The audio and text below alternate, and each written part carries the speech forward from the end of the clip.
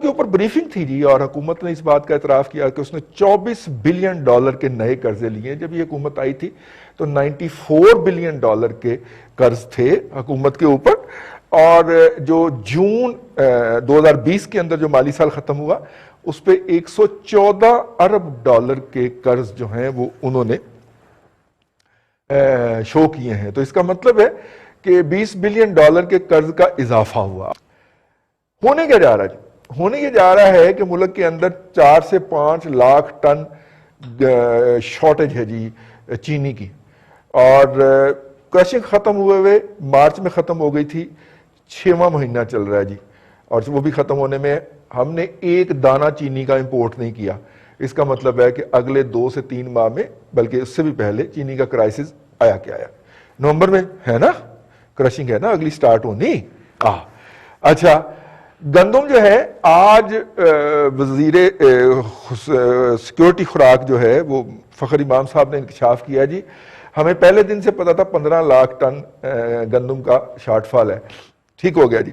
ہم نے، ہمارے پرائم منسٹر صاحب نے فرما دیا کہ گندم جو ہے اس دفعہ گیس کی بہت زیادہ کرائسس ہوگا، نتیجے کے طور پہ اس وقت پاکستانی امپورٹرز کو کوئی گیس سپلائر، ایل پی جی کی بات کر رہا ہوں، ریٹ ہی کوٹ نہیں کر۔ انیک صاحب، یہ کرائسس کیا ہے؟ گورننس کا ہے، بیوروکریسی کا ہے، مورالٹی کا ہے، یا پرائورٹیز کا ہے؟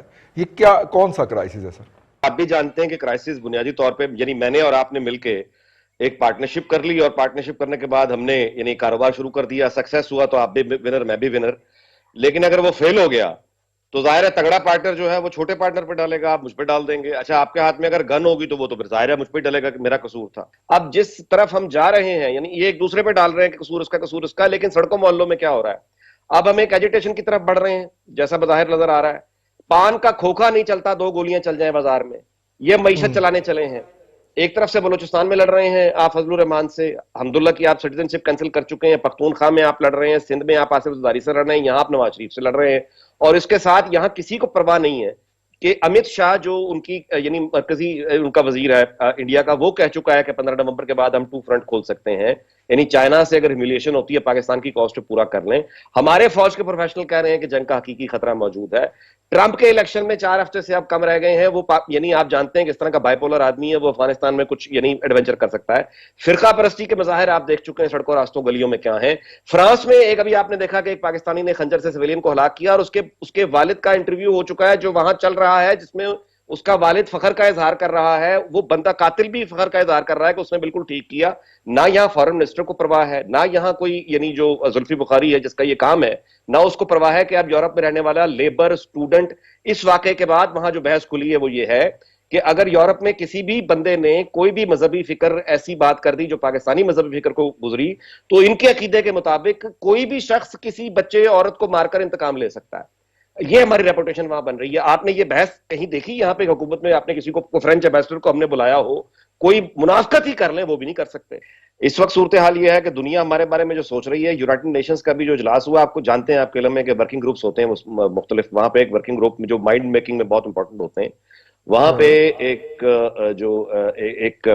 گروپ نے وہاں پہ چارج شیٹ پاکستان پہ لگائی ہے، اور وہ 2 منٹ کے اندر انہوں نے 5 ایسی مثالیں گنائی ہیں کہ یہ موجودہ جو حکومت ہے عمران خان کا نام اور شاہ محمود قریشی کا نام لے کر انہوں نے بتایا ڈیٹس کے ساتھ کہ ان لوگوں نے مانا ہے کہ ہمارے پاس یہ ہمارا یہ ٹیررسٹ، ہمارے پاس فلاں ٹیررسٹ موجود ہے، فلاں ٹیررسٹ موجود ہے۔ عمران خان کی تقریر کا یہ حوالہ بھی دیا ہے کہ اسامہ کو انہوں نے شہید قرار دیا ہے۔ اچھا، اب یہ شکایت تو پہلے سے 18-20 سال سے ہے کہ دہشت گردی کی، مطلب ان کی جو مغرب کی شکایتیں ہیں، ہم بھی مانتے ہیں کہ ہمارے یہاں پرابلم ہے۔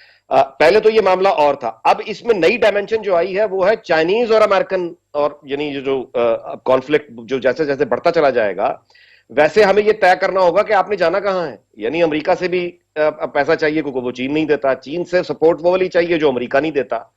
تو یہ جو ہے نا 2 کشتیوں کی سواری، اس کے نتائج بندہ اس میں ادھڑ جاتا ہے۔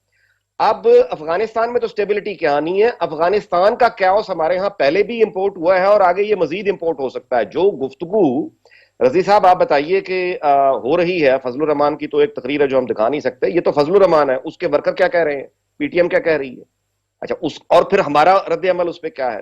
تو سسٹم تو موجود ہے، لیکن یہ चल क्यों नहीं पा रहा, ये मैं समझना चाह रहा हूँ, ये क्राइसिस किस चीज का है? तो पाकिस्तान के अंदर जो कॉलोनियल लेगेसी है, जिसमें इंस्टीट्यूशनल ट्रांसफॉर्मेशन हो जानी चाहिए थी, शुरू में हो जानी चाहिए थी। इंडिया में 2 साल के अंदर आइन बन गया, हमारा 9 साल तक न बना, और जो बना उसके तहत इलेक्शन ना हुए, और इलेक्शन की बजाय 2 साल बाद उसको सस्पेंड कर दिया गया। तो पावर सर्कल जो है, पावर सर्कल ने पावर अपने चारों तरफ ही घुमा फिरा के रखी है। अभी जिस तरह नाजी साहब बात कर रहे थे कि मतलब हम फैसला कर लें कि हमने कौन से सिस्टम को, नंबर 2 डेमोक्रेसी लेके चलनी है या डिक्टेटोरियल रजीम चलाने हैं।